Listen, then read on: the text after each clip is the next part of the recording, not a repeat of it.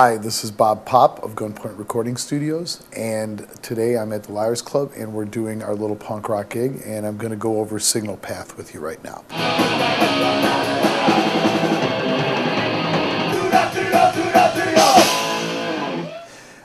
Tonight the Meat Men are playing and I want to make sure the system's working, so I have my trusty SM58 and I have it plugged into channel 12, which I'm going to use to check the system.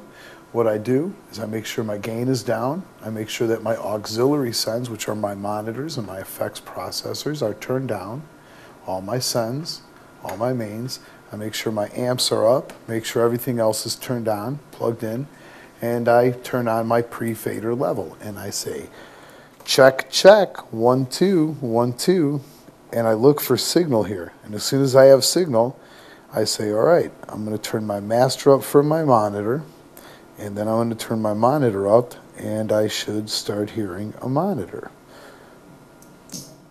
1, 2, 1, 2, 1, 2. And now I'll check the second monitor, which is in the back. 1, 2, 1, 2. And that's working. Check both of them.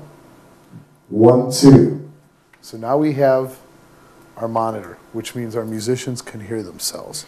And now that we know that they can hear themselves, we want the audience to hear them. So what we'll do is we'll check the PA really quick. We'll once again check our signal. 1, 2. And we'll bring it up in the PA, bring our gain stage at the end to unity, and start bringing up the volume. 1, 2, 1, 2, 1, 2. And there we have signal.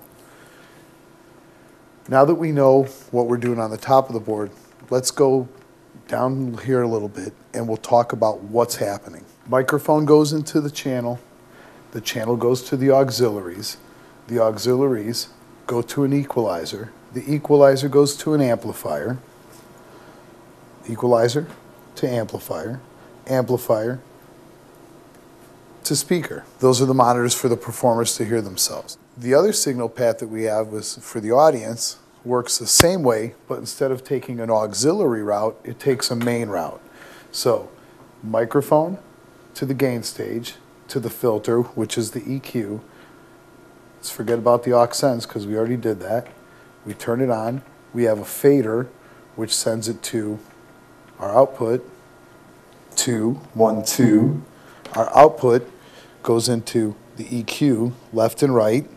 From the EQ, it goes into a crossover, which then takes half of the signal to the subwoofer, which is the big speaker on the bottom, and the high pack, which is the big speaker on the top. So let's look around the back of this rack now. All right, now we're around the back of the rack, and what we have here is a bunch of spaghetti, truly.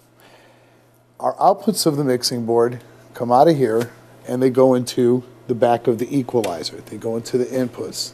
Out of the inputs, it goes into the crossover, which is down here, and out of the crossover, it goes to its separate amplifiers. As you can see, these are high-performance machines, and they're taken care of and maintained very, very well.